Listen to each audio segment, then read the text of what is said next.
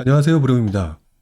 오늘 아침에 출근을 해서 각종 단톡방을 보다 보니까요. 내일 나오게 될 예정인 전세 대책과 관련돼서 좀 찌라시도 좀 돌린 것 같고 여러 가지 많은 얘기가 나오고 있는 것 같습니다.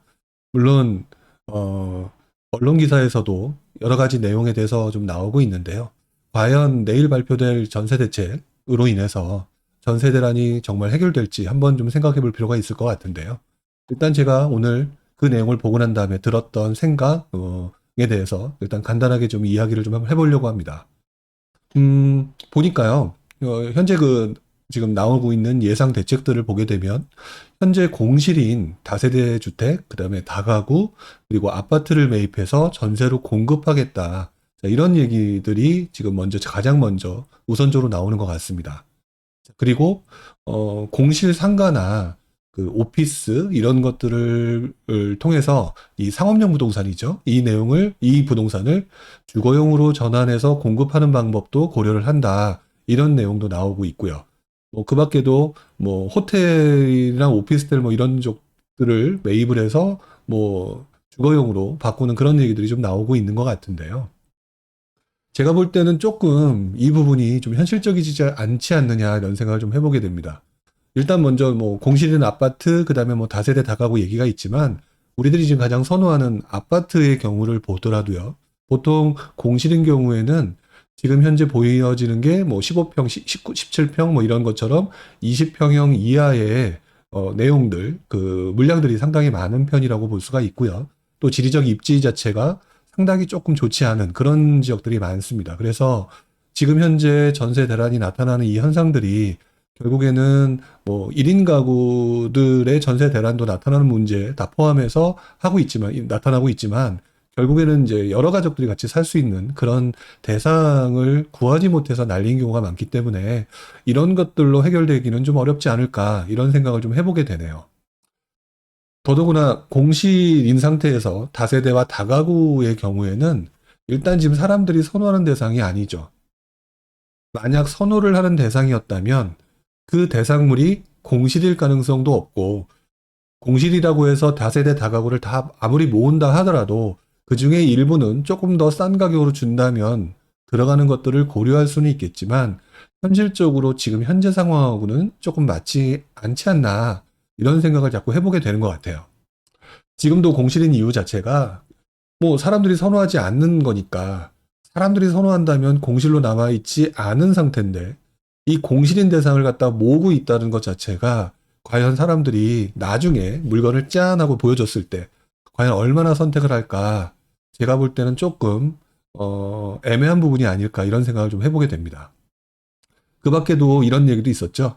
상업용 부동산을 주거용으로 바꾸고 근데 제가 볼 때는 이 부분은 조금 애매한 부분이 있는 것 같아요. 일단 뭐 상가라든지 뭐 이런 부분들을 주거용으로 바꾼다라고 하는데 상업용 부동산을 주거용으로 바꾸는 것들이 뭐 원룸이나 이런 것들로 바꾸는 경우가 일반적으로 많이들 생각을 하실 거예요. 결국 이 상황은 또 어떤 상황을 만들어줄 수 있느냐. 누군가에게 원룸 같은 다중주택 또는 원룸 같은 또 다른 투자 대상을 만들어주는 모습으로 나타날 가능성이 높고요. 또 이 부분은 지금 현재 가족들이 살 수 있는 장소를 구하는 일반 우리 국민들의 정서에 맞지 않는 초소형 주택으로 갈 가능성도 좀 있지 않을까. 물론 이제 내용은 앞으로 이제 정부가 어떤 식으로 나오는지는 봐야겠지만 예전의 사례의 경우를 보더라도 좀 비슷한 상황이 있었습니다. 뭐 당장 기억이 나는 것들은 여러분들도 잘 아시겠지만 도시형 생활주택 같은 경우가 바로 그런 경우였는데요. 상업용 주택은 부동산은 아니었는지 몰라도 결국에는 도시형 주택을 개발해서 초소형 주택을 만드는 과정. 그러면서 누군가는 그걸 투자로 접근을 하는 사람들이 좀 있었는데 이번에도 역시 마찬가지로 상업용 부동산 중 일부 공실로 남아있는 그런 대상을 주거용으로 바꾼다라고 하게 되면 누군가는 그걸 주거용으로 바꾸는 과정에서 수익을 높이기 위해서 원룸 같은 고시텔 같은 그런 형식으로 바꿀 가능성이 있다라는 부분은 한 번쯤 고려를 해야 된다. 그렇다면 가족들이 거주할 만한 공간은 아니지 않을까. 물론 아까도 말씀을 드렸지만 이 상업용 부동산을 어떻게 바꿀지는 내용이 내일 나와봐야 알겠지만 그냥 어설프게 옛날 방식과 비슷한 식으로 흘러갔다라고 한다면 이 부분도 전세 대책으로서의 효과는 떨어지지 않을까 그런 생각을 좀 해보게 됩니다. 아까도 말씀드렸던 것 그리고 지금도 계속 말씀을 드리지만 1인용 주거가 필요한 것이 아니라 한 가족이 거주해야 될 주택이 필요한 거니까요. 자, 그 밖에도 호스텔, 오피스텔 아마 이제 이낙연 그 더불어민주당 대표였죠. 호텔 얘기를 저도 봤는데요. 호텔, 오피스텔을 매입해서 전세로 돌리겠다. 근데 역시 이 내용도 얼마 전에 있었던 내용입니다. 뭐 가장 대표적인 게 종로구 숭인동이었죠. 숭인동의 그 베니키아 호텔. 베니키아 호텔을 예전에 청년주택으로 바꾸겠다라고 얘기를 했었는데 결국 바꾸는 것까진 좋았는데 그때 또 다른 문제점이 뭐였냐면요. 이것저것 다 더하면 월세를 갖다 6, 70만 원 내는 결국에는 청년들이 들어가서 살기가 애매한 그런 상황을 만들었던 적도 있습니다. 그래서 호텔과 오피스텔을 매입해서 전세를 돌리겠다, 특히 이제 호텔을 돌리겠다라고 하는 부분은 개수를 늘리는 데는 도움이 될지 모르겠지만 최소한 3, 4인 가족이 살기에 맞는 주택은 아닌데 왜 자꾸 이런 식으로 반복되는 부분이 있는 건가라는 부분에 대한 아쉬움이 좀 남아 있는 것 같아요. 결국 시중에 존재하는 그 모든 거주 대상, 그 중에서도 공실, 이런 것들을 정부가 연끌해서 모으겠다는 얘기인데, 이 연끌하겠다는 얘기를 들으면서 저는 또 한편으로 이런 생각이 들더라고요. 사람들한테는 대출 연끌하지 말라면서, 지금 정부가 연끌하고 있는 대상은 완전히 지금 공실과 같은 또는 지역적으로 좀 외곽 지역인 또는 호텔과 같은 또는 상업용을 주거용으로 바꾸는 좀 뭔가 좀 비선호 대상을 연끌하는 걸로 해결책을 만드는 거는 좀 아니지 않나. 이런 부분이 좀 안타깝습니다. 물론 정부의 입장도 어느 정도 이해가 되는 부분은 있지만 그렇다고 해서 이게 언발의 오줌 누기 형식이 되는 것이 아닌가라는 부분이 가장 안타까운 부분인 것 같고요. 지금 현재 사람들이 하지 말라고 함에도 불구하고 대출을 연끌하고 있는 그 상황은 어떻게든지 간에 살만한 곳, 선호하는 지역에 들어가겠다는 얘기를 지금 보여주고 있는 거기 때문에 자발적으로 스스로 내가 그 부담을 안고 하려는 대출을 억지로 막으면서 어떻게 보면 위치가 좋지 않은 곳에 들어가라고 얘기하는 거는 본질적으로 어떤 대책이 나와도 비슷한 대책이 나온다면 본질적으로 성공하기는 좀 어렵지 않을까라는 생각을 하게 만드는 그런 부분이 이어지고 있는 것 같습니다. 그러다 보니까 많은 전문가들이 올해뿐만 아니라 내년에도 전세 대란은 확실히 나타날 것이다라고 얘기를 하는 이유가 바로 여기에 있죠.